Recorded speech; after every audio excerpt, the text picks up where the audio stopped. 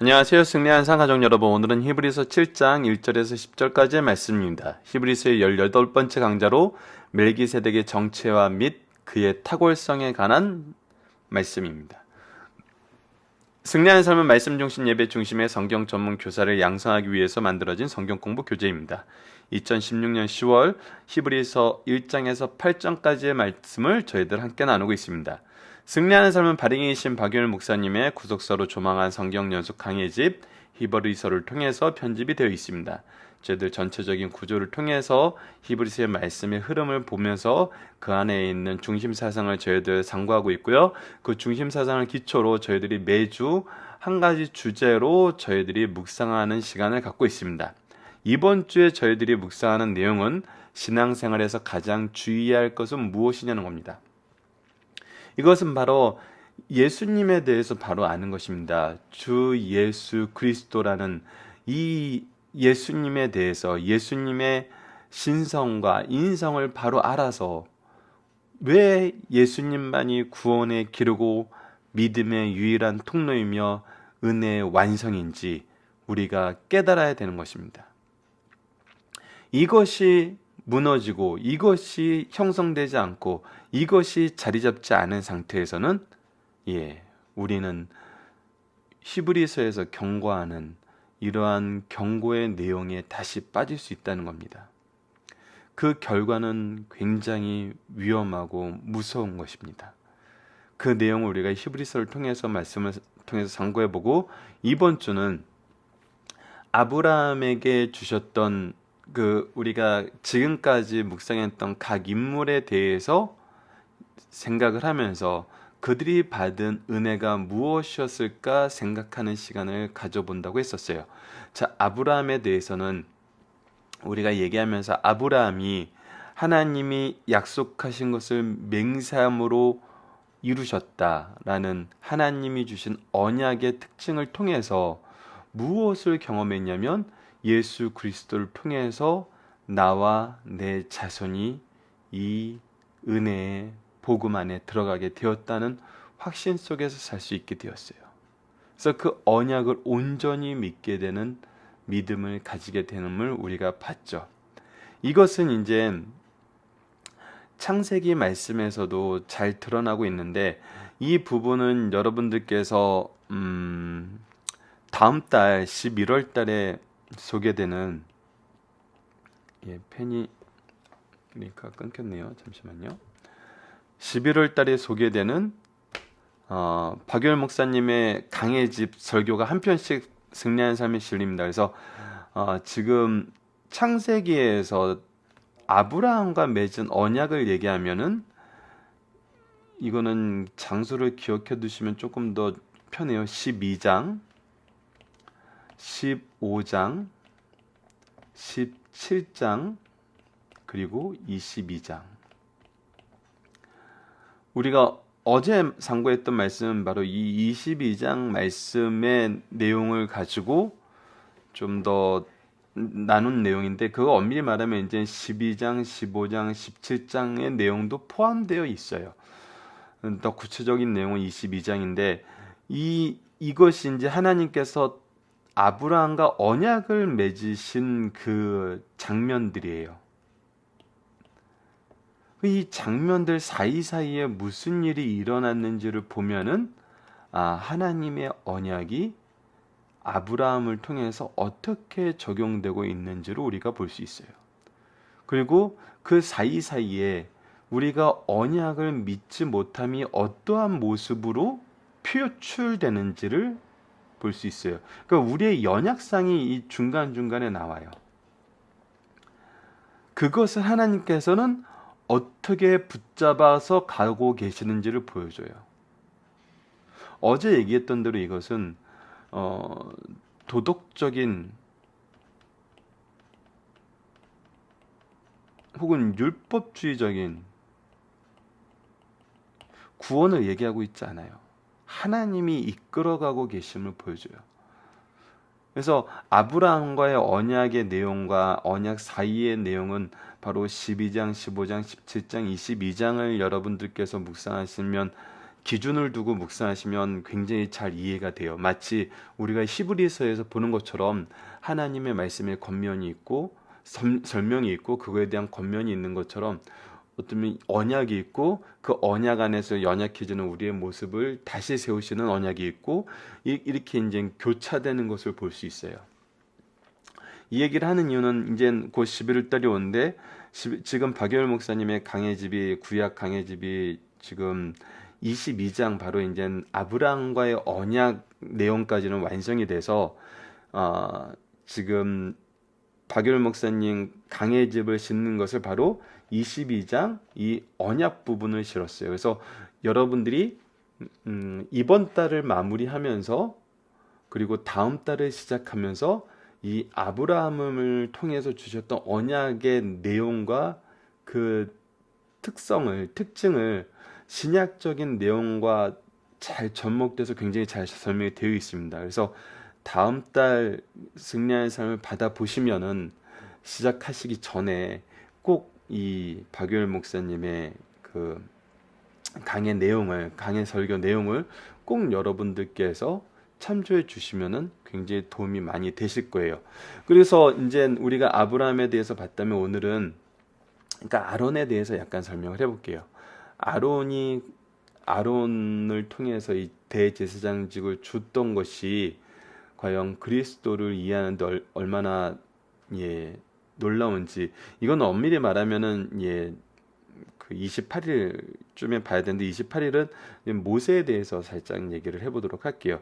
오늘은 엄밀히 말하면 아론과 멜기세덱의 이 차이를 설명을 해줍니다.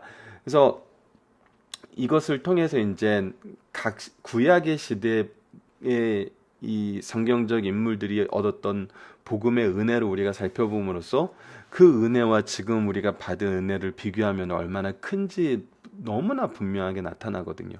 그 히브리서에서 얘기하는 이 의미를 또 다른 관점에서 우리가 비교함으로써 그 은혜의 놀라움을 경험할 수 있어요. 근데 오늘의 말씀은 이 멜기세덱에 대해서 설명하는데 좀 포커스를 많이 두고 있습니다. 왜냐하면 우리가 5장에서 이미 예수 그리스도께서 멜기세덱의 반차를 따른 아론보다 더 높은, 더 뛰어난, 더 완전한 제사장임을 얘기를 하고 있어요.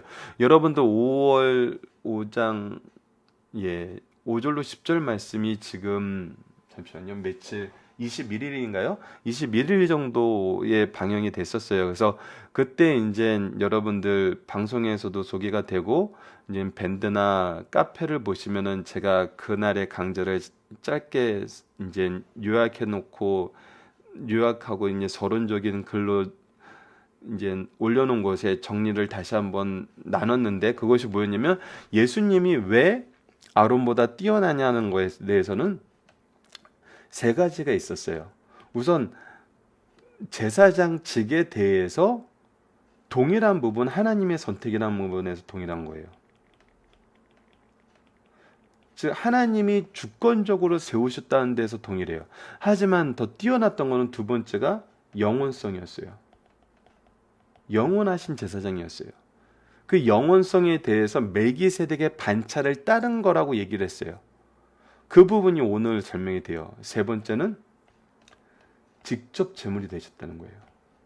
무죄하신 분이. 그래서 once for all, 한 번에 단번에 드려진 제사, 한 번에 드려지지만 모든 것을 이루는 제사, once for all이라는 이 단번의 제사를 이루시기에 부족함이 없으신 분.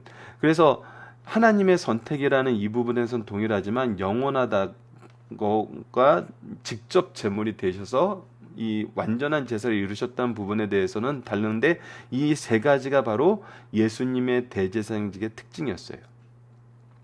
그것을 이제 오늘 멜기세덱의 반차라는 것을 통해서 얘기를 해주면서 실질적으로 구약에 나타난 사건을 통해서 왜 멜기세덱의 반차를 따르는 것이 아론을 따르는 것보다 높은지를, 더 확실한 것인지를, 왜 이것이 하나님이 세우심에 더 합당한지를 우리에게 설명해 주고 있어요.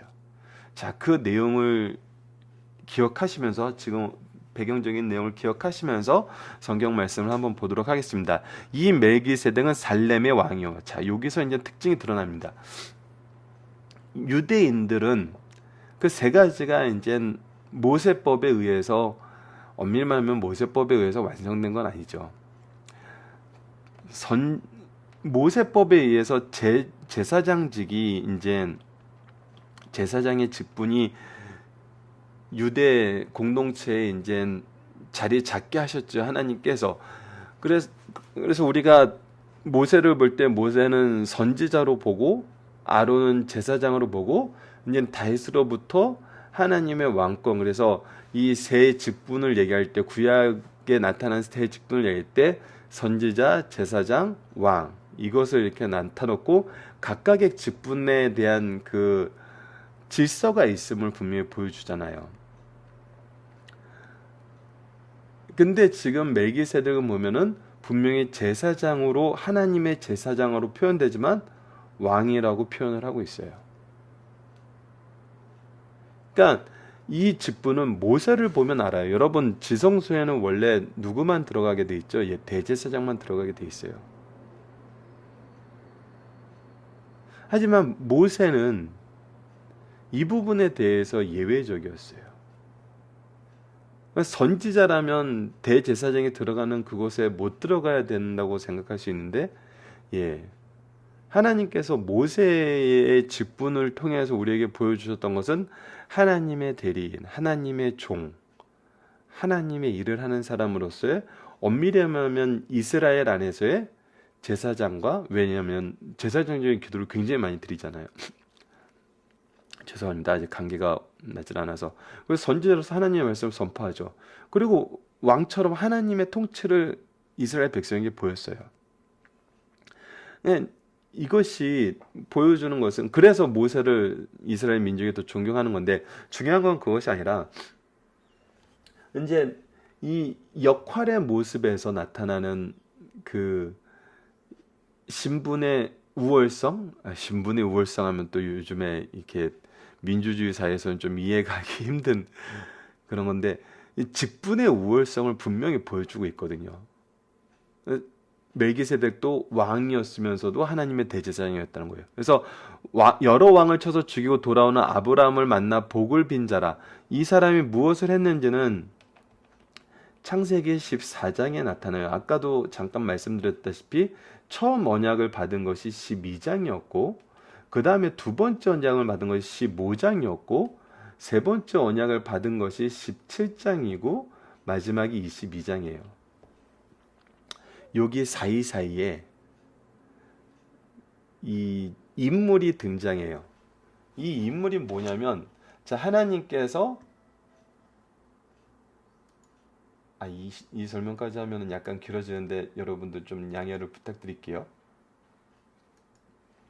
12장에서 땅과 자손의 복을 빌고 보냈는데, 그가 지금 그 후대에 대한 믿음이 없음이 어디서 나타나냐면, 그가 롯을 데리고 가는 것을 통해서 나타나요. 롯과 함께 롯을 데려가는 것에 대해서 나타나는데, 이 롯과 결국 갈라서게 만들죠. 그래서 이 롯이 잡혀가는 걸 구출하기 위해서 출동했던 군사에 대한 모습이 지금 이 13장, 14장, 14장에 나타나는 거죠. 이때 돌아오면서 멜기세덱을 만나면서 이 관계를 맺고 여기서 복을 받아요. 그리고 10분의 1을 드리는 11조의 시작을, 기원을 여기서 먼저 보여주죠. 그리고 나서 이제 롯은 아니에요. 하나님이 떠나게 했어요, 롯은. 그리고 나서 이제 15장에서 롯 대신 지금 아브라함이 누구를 생각을 하냐면 그 종 엘리에셀을 생각을 해요. 엘리에셀을 자기로 후사로 생각을 해요. 근데 하나님은 다시 언약을 통해서 그것이 아니라는 걸 얘기를 해줘요. 너의 자손이라고 얘기해줘요. 그랬더니 어떻게 하죠? 사라의 여종을 통해서, 하갈을 통해서 이스마엘을 낳아요. 근데 그것도 아니라고 얘기를 해줘요. 다시 언약을 맺어요. 그리고 나서 바로 그 언약의 아들인 이삭이 태어나요. 근데 22장에서 바치라 그래요. 바치라 그런 사건을 통해서 하나님이 새로운 언약을 맺어요. 그래서 보면은 그 하나님의 언약을 내가 자의적으로 어떻게 이루어야 되겠다는 생각을 하나님께서 계속 고치심으로 그 언약의 내용을 계속해서 아브라함과 갱신해 나가시거든요. 자, 그런 과정에서 바로 이 멜기세덱이 등장을 해요. 그래서 하나님께서 이 사이에서 멜기세덱을 만나게 하신 그 이유도 이 아브라함이 하나님의 온전하신 뜻을 이루는데 그 믿음을 이루게 하시는데 하나님께서 하나님의 뜻을 보이는데 사용을 한 거예요. 근데 아브라함도 그것을 알았던 거예요. 이 사람이 지극히 높으신 하나님의 대제사장임을 알고 그가 경배를 하게 되거든요. 자기네 10분의 1을 바쳐서. 그러니까 아브라함이 멜기세덱을 만난 거 하나님의 계획하심이고 뜻이었고, 아브라함이 이것을 하나님의 뜻으로 알고 그를 통해서 하나님께 경배를 드렸어요. 그래서 그의 이름의 뜻을 보면 해석하면 먼저는 의의 왕이에요. 그 다음은 살렘의 왕이, 곧 살렘은 샬롬의 그 어원으로서 평강의 왕이란 뜻이에요. 바로 예수 그리스도를 소개하고 있다는 거예요. 첫 번째 하나님의 언약을 들은 그에게 먼저 보여주고 있는 것은 바로 예수님의 예표적인 인물인 이 멜기세덱을 통해서 깨닫게 하심이었어요. 그가 어떤 사람이었냐면 아버지도 없고 어머니도 없고 족보도 없고 시작날도 없고 생명의 끝도 없어 하나님의 아들과 닮아서 항상 제사장으로 있느니라. 바로 우리가 예수님에 대해서 얘기했던 바로 이 영원성을 설명해 주고 있어요. 그래서 이 사람이 얼마나 높은지를 설명함으로써 아브라함의 후손인 아론보다 높을 수밖에 없음을 설명해요. 이건 되게 심플한 구조이면서도 분명한 구조예요. 이것은 그냥 질서적으로 하나님께서 정하셨음을 분명히 보여줘요. 왜냐하면 그들이 우리가 마태복음을 통해서도 배웠지만 아브라함이 그들의 조상이라는 거에 대해서 굉장히 이 사람들은 자부심을 갖고 왜 하나님과 언약을 맺고 이 민족의 시작이었으니까. 구원의 역사에 특별한 인물을 통해서 한 민족을 선택하셔서 한 사람을 선택하셔서 민족을 이루시고 하나님 나라의 모습과 구속의 성취를 보여준 거거든요. 이건 정말 자부심을 가질만 해요. 그래서 조상 아브라함보다 더 높은 사람은 있을 수가 없죠. 근데 멜기세덱은 어떤 사람이냐면 우리들의 조상, 너희들의 조상보다도 아브라함보다도 얼마나 높은지 분명하게 드러난다는 거예요. 어디에? 창세기 14장에. 그가 노량물 중 10분의 1을 그에게 주었느니라. 그가 자기가 받은 그 내용물의 10분의 1을 드렸어요. 이것은 뭐예요? 우리가 11조에 대한 개념은 구약 성경을 통해서 모든 것을 항상 설명되는 것이지만 모든 것이 하나님의 것임을 고백하는 거였어요. 하나님의 주권을 선포하는 거였어요. 그러니까 하나님의 주권적인 선포의 통로로서 인정을 한 거예요. 하나님이 보내신 사람으로, 하나님의 뜻 앞에 있는 사람으로, 그래서 자신은 하나님의 대리인 앞에 있는 걸로 인정을 하는 거예요. 그러니까 하나님께서 인정하신 질서로서 조상 아브라함이 멜기세덱을 받아들였다는 거예요. 받아들였다는 거 아니라 깨달았다는 거죠. 자, 그런데 레이의 아들들 가운데 제사장에 있던 자들은 율법에 따라 아브라함의 허리에서 난 자라. 그러니까 이들은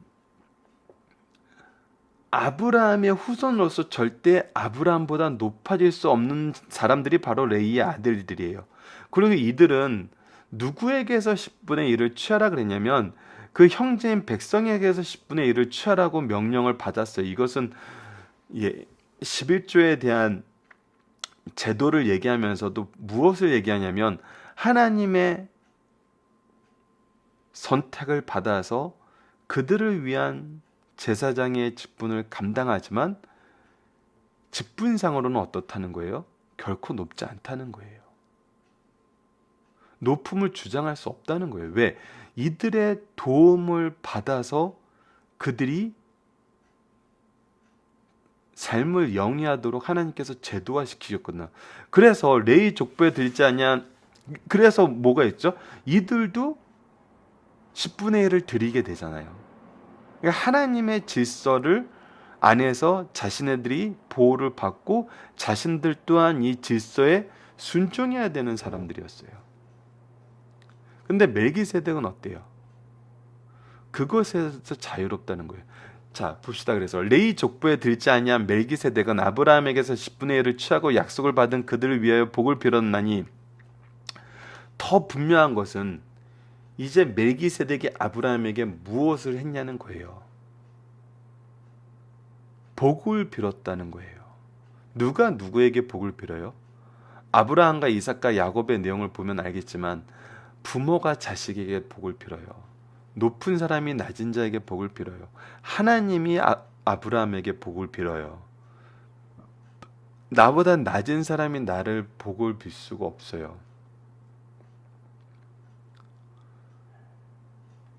논란의 여지 없이 낮은 자가 높은 자에게 축복을 받느니라. 그래서 이것은 논란의 여지가 없어요.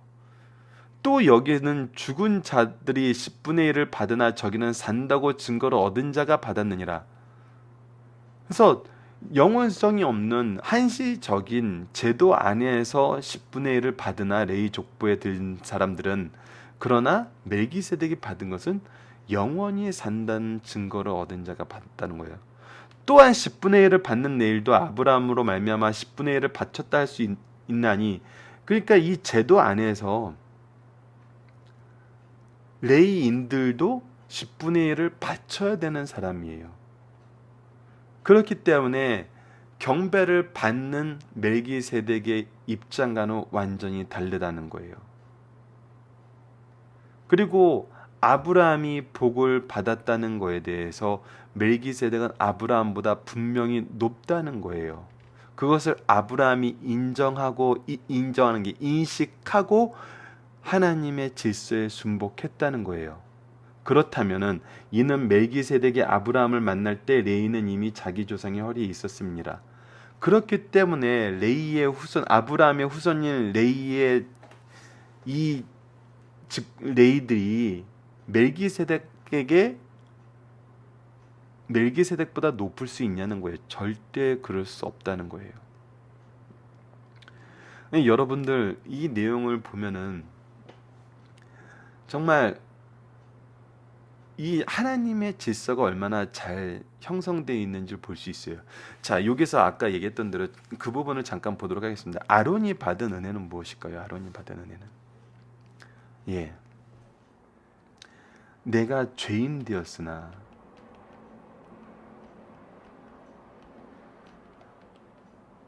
하나님의 일꾼이 된다는 거예요.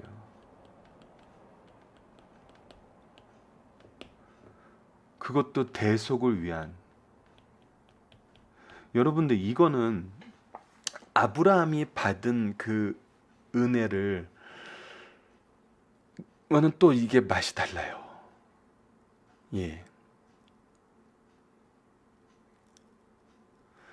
구속사를 이해하는데 우리가 구속사의 능력 있는 일꾼에 대해서 얘기할 때 항상 세 가지 관점에서 보자는 말씀을 자주 우리가 나누는데, 하나님이 구속사의 능력 있는 일꾼을 어떻게 세우시나? 선택한다는 면에서는 동일해요. 하나님이 아브라함을 부르셨어요. 일방적으로 부르셨어요. 부르심이 있었어요. 하나님의 선택이에요. 그런 부분에 대해서는 제사장을 선택하는 것과 동일해요. 그리고 나서 우리에게 하나님의 능력을 위임하세요. 능력을 위임하시는 이유는 단 하나예요. 하나님의 일을 하라는 거예요. 레위 제사장들이 하나님의 일꾼 죄인 되었을 때 하나님의 부르심을 받고 하나님의 일을 하게 됐어요. 여러분, 이거는 엄밀히 말하면 불가능한 거예요. 근데 이걸 제도적으로 맛보게 하셨어요.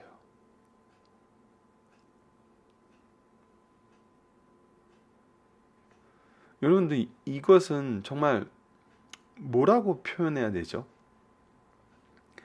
정말 말로 표현하기 힘들 정도의 그 은혜의 간격을 아론은 경험하게 되는데, 그것이 대속의 속죄를 통한 하나님의 계획에 동참하는 거였어요. 즉 예수님을 통해서 얻게 되는 직분이었다는 것이죠.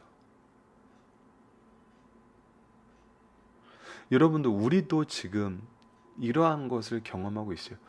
우리가 이미 죄인되었을 때 하나님께서 우리를 선택하시고 그의 자녀로 삼으셔서 예수 그리스도의 은혜에 동참하게 하시고 지금 누구의 일에 쓰고 계시냐면 하나님의 일에 쓰고 있어요. 여러분들, 요즘엔 뉴스 굉장히 시끄럽죠. 참 나라가 우습게 돌아가는데, 여러분들 5년 이 정권에 실세라는 건 뭔가요? 제가 요즘에 제자들하고는 다니엘서 연속 강의를 통해서 설교를 하고 있는데, 느부갓네살이 다니엘에게 준 게 세 가지거든요. 재물과 권력과 지위예요. 요즘 뉴스를 보다 보니까 이 권력과 지위를 함께 주지 않았을 때, 권력만 주고 지위를 안 줘요. 이것들이 이제 우리가 속된 말로 정치적으로 얘기하는 비선 실세거든요. 이거는 질서를 완전히 다 망가뜨려 버리잖아요.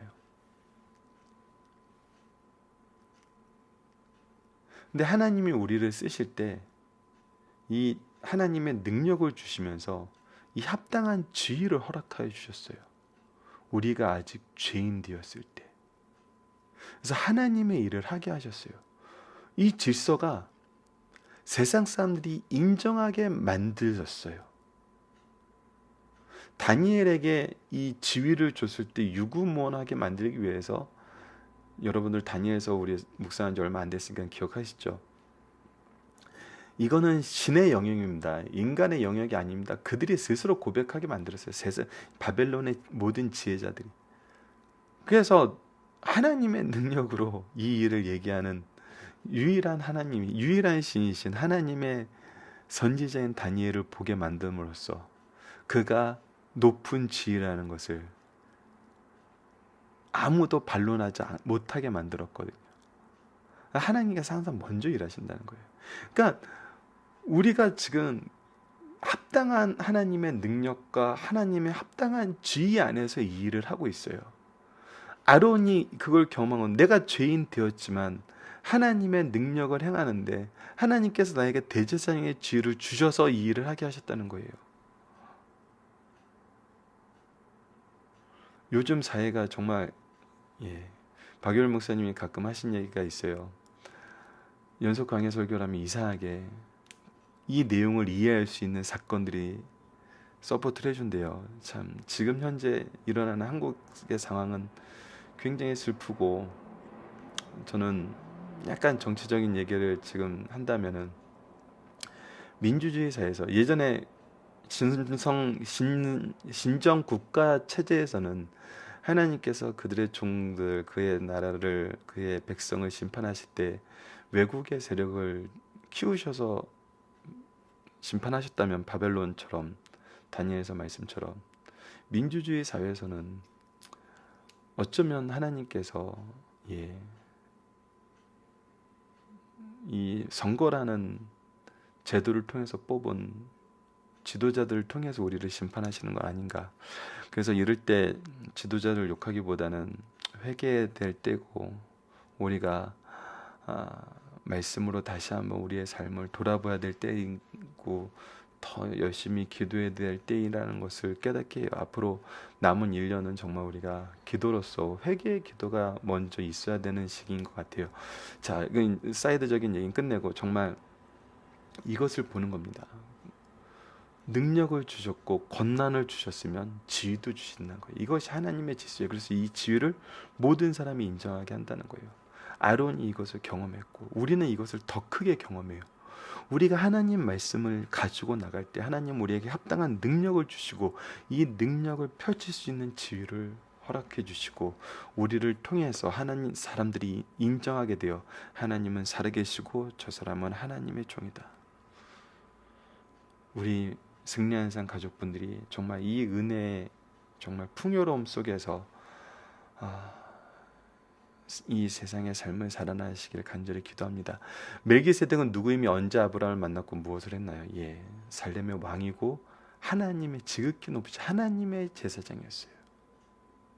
그리고 아브라함에게 복을 빌었어요. 아브라함은 멜기세덱에게 무엇을 했나요? 10분의 1을 드려서 그를 예배했어요. 경배했어요. 하나님께 드리는 제사를 그에게 맡겼어요. 하나님의 질서로서 그가 하나님의 보내심을 받은 사람인 걸 알았어요. 인정했어요. 순복했어요. 그가 그리고 의의 왕이고 평강의 왕임을 알았어요. 예수님의 모습을 봤어요. 멜기세덱의 이름은 무슨 뜻이고 그는 어떤 사람이었습니까? 이 2절에서 나타났던 것처럼 2절이 위에 있어서 여러분 2절에서 3절입니다. 위에 있어서 아래 적어놓지 않은 거예요. 그 이름은 의의 왕이고 평강의 왕이었어요. 그리고 영원한 항상 제사장이었어요.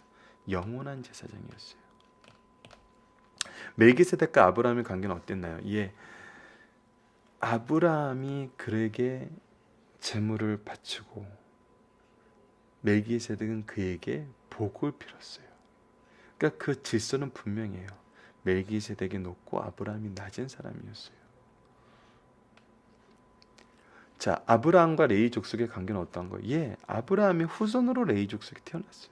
레위 족속이 아브라함보다 높을 수는 없어요. 멜기세덱과 레위 족속의 제사장과 그 신분의 차이는 분명히 나타나요. 영원성에서도 차이가 나고 스스로 자기 죄를 속죄할 수 없어서 그들도 이 속죄의 제사와 10분의 1을 바치는 이 주권에 순복하는 예배를 드려야 되는 존재로서 레위 족속은 한계가 있어요. 하지만 멜기세덱은 아니었다는 거예요. 자, 중심사안을 보도록 하겠습니다. 제 7장은 죄를 뭐하러 붙였을까요? 편집 가운데서 그리스도의 사역의 우월성을 논증하는 중심이 될 수 있다. 그리스도의 제사장직의 레위 지파의 그것보다 우월한 것임을 증명하려고 그리스도의 그림자였던 멜기세덱이 레위 지파 제사장직보다 우월함을 보여주고 있다. 7장의 내용은 다음과 같다. 영원한 제사장 멜기세덱의 특성을 말해주고 있어요. 그리고 멜기세덱의 제사장직이 레위 지파의 것보다 우월한 점을 거론하고 해요. 우리가 오늘 이 말씀을 상고했습니다. 내일은 어떤 부분이냐면 이를 그리스도에게 적용시켜 그의 제사장직의 우월성을 증명해요. 제사장직의 우월성 3가지 우리 오늘 다시 한번 기억하면서 내일 말씀 보도록 하죠. 첫 번째는 하나님이 선택하셨어요. 두 번째는 영원해요. 스스로 제물이 되셨어요. 그래서 once for all 단번에 드리는 제사를 완성하셨어요. 결론적으로 성령으로 이어지고 있어요. 그러므로 7장에는 3대 주제가 있어요. 멜기세덱의 위대함, 옛것을 폐기시키는 새로운 제사장직, 그리고 새 제사장의 우월성이 그거예요. 이것을 연결해서 보여주고 있어요. 자, 하나씩 보도록 하겠습니다. 첫 번째, 예수님께서 멜기세덱의 반차를 따라 영원한 대제사장이 되셨다는 겁니다. 6장의 마지막 절을 말씀하신 후 7장 전체를 통해 다음 3가지 사실을 가르쳐주고 있어요. 예수님의 대제사장직은 족보로 말미암지 않고 독자적인 자격으로 되신 것이요 영원히 살아계심으로 죽을 일이 없으시며 죄가 없으심으로 자기를 위하여 제사 드릴 필요가 없으신 분이심을 가르쳐줘요. 죄가 없다는 거예요. 두 번째, 멜기세덱. 제사장 직분은 위대함은 다음 5가지 있어요. 그는 의의 왕이시오, 평강의 왕이시오, 왕족 출신의 제사장이에요. 세습에 의한 것이 아니라 개인 자격에 의한 것이고 그 제사장 제도는 영원한 거라는 거예요. 이런 제사장은 통상적으로 예의 집회의 제사장과는 다른 점이 있음을 가르쳐주고 있어요. 멜기세덱의 제사장직은 예수 그리스도의 제사장직을 예표하는 말씀임을 강조해주고 있어요. 자, 마지막 3번째입니다. 멜기세덱 제사장이 왜 아론 자손의 제사장보다 우월한가를 가르치고 있어요. 레위 자손의 제사장들은 동족으로부터 10분의 1을 받았지만 멜기세덱은 이스라엘 민족의 창시자인 아브라함에게 10분의 1을 받았어요. 레위 자손의 제사장들은 율법이 정해진 대로 받았지만 멜기세덱은 자신의 자격으로 받았다는 거예요. 멜기세덱은 아브라함에게 복을 빌어주었으니 아브라함보다 더 위대한 사람임을 증명하므로 아론 자손의 제사장보다 더 우월함을 가르쳐주고 있어요. 여러분들 살펴보기 정답은 카페를 통해서 확인해 주시고요. 적용하게 내용을 보고 말씀을 기초로 기도하기를 통해서 마치겠습니다. 신앙 안에서 바른 질서가 확립되는 것은 왜 중요한 것인가? 질서가 확립되지 않으면은 오히려 죄를 생성하게 됩니다. 죄를 생성하게 돼요. 지금 히브리서를 통해서 유대 기독교인들에게 얘기하는 게 뭐예요?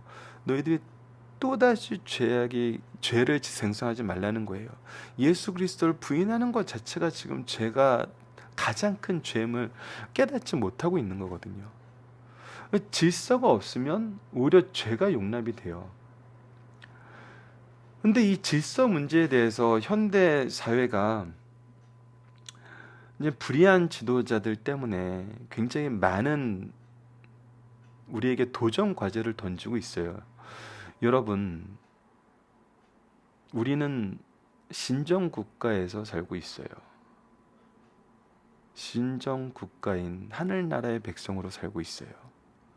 그래서 질서는 지금 우리의 나라가 이렇게 혼란스러운 이유는 뭐예요? 지금 나라의 이 국가 시스템 하에서 강력한 권한을 가지고 있는 대통령이 잘못돼서잖아요. 그러니까 대통령만 잘해도 정말 괜찮은 건데 그 아래가 부패해도 그래도 그 아래 부패하는 걸 막기 위해서 여러 가지 시스템을 만들었는데 대통령이 잘못되면은 정말 절망적인 거거든요. 근데 우리가 이 대통령의 자리에 스스로 올라가려는 리더가 있고 또 그 리더가 대통령이라고 생각하는 착각을 가끔 하는 것 같아요. 근데 교회 질서의 정점에는 예수 그리스도가 계시고 하나님의 통치가 있는 곳이에요. 그래서 하나님의 통치 질서가 분명히 확립되어 있어요. 교회와 가정에는. 그래서 정말 일부 이 질서 안에서 직분을 받은 사람이 죄를 범했다는 것 때문에 우리가 이 질서를 무너뜨리면서까지, 왜까지라고 얘기하냐면 하나님이 이 해결 방법을 이미 완성해 놓으셨거든요. 이 질서를 무너뜨리면서까지 이것에 대해서 항거한다는 것은 그건 의가 아니라 또 다른 죄를 지을 뿐이에요. 그것 또한 나의 기준일 거라는 거예요. 나의 기준일 뿐이라는 거예요. 로마서 10장 2절로 3절 안에서 얘기하는 거예요. 그래서 여러분들 의로운 일이던 요즘에는 하도 악한 일이 너무 얘기가 많아서 저도 모르게 이제 이런 잘못된 부분에 대해서만 얘기하지만 아니에요. 여러분들 의에 대한 것도 하나님의 질서를 따라야 돼요. 지금 히브리서는 엄밀히 말하면 그들이 하나님을 섬기고 하나님께 제사 드리고 하나님께 예배하고 있기 때문에 스스로 의롭다고 생각해서 의로운 일을 한다고 하면서도 죄를 생성하는 것처럼 신앙 안에서는 바른 질서를 세우지 않으면 내가 의롭다고 행하는 것도 죄고 내가 정말 잘못 행하는 것도 죄가 돼요. 여러분들 현대사회에서 가장 힘든 게 그거예요. 포스트 모더니즘은 철저하게 개인화된 사회예요. 그래서 개인이 의롭다고 생각하는 것에 대해서 주장을 하고 그 주장에 동참하는 사람들이 많으면 힘을 얻어요. 그것이 민주주의거든요. 엄밀히 말하면은. 근데 아니라는 거예요. 그 내가 의롭다고 생각하는 이 기준이 하나님의 질서와 맞지 않는 부분이 많다는 거예요. 그래서 우리 믿는 사람은 항상 무엇을 해야 되냐면 하나님의 질서에 맞느냐를 점검할 수 있어야 돼요. 요즘에 제가 이 설교학을 공부하면서 가장 많이 교수님한테 질문을 하게 되고 답을 얻는데 포커스를 두는 것이 바로 이 부분이에요. 제가 이렇게 매일 강좌를 하는데 이건 설교는 아니지만 이걸 설교처럼 들어주시는 분들도 계시고 설교라고 생각하는 분들도 계시기 때문에 저는 그냥 강좌라고 얘기를 하지만 말씀이란 것은 하나님의 뜻을 전하는 것이기 때문에 항상 이 부분에서 벗어나지 않는 장치를 어떤 것을 둬야 되는지를 항상 점검하는 훈련을 하고 이 점검하는 것이 잘 확립된 사람이 정말 좋은 설교자가 될 수 있다는 것을 정말 굉장히 많이 느끼게 돼요.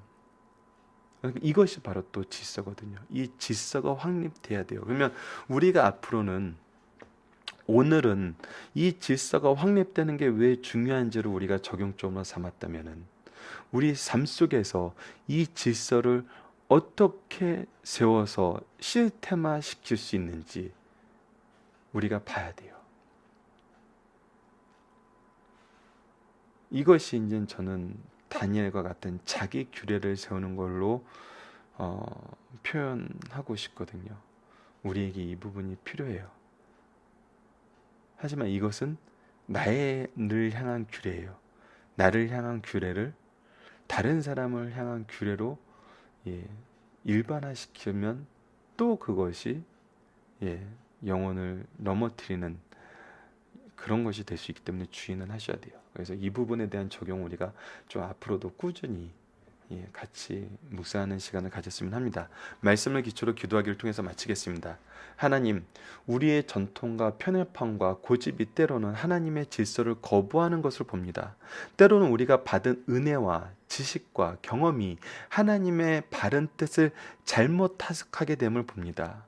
오직 하나님의 말씀인 성경을 중심으로 바른 질서를 세우게 하여 주시고 항상 그런가 하여 말씀을 살펴 어리석음에 빠지지 않는 장성한 성도가 되게 하여 주소서. 예수님 이름으로 기도드립니다. 아멘.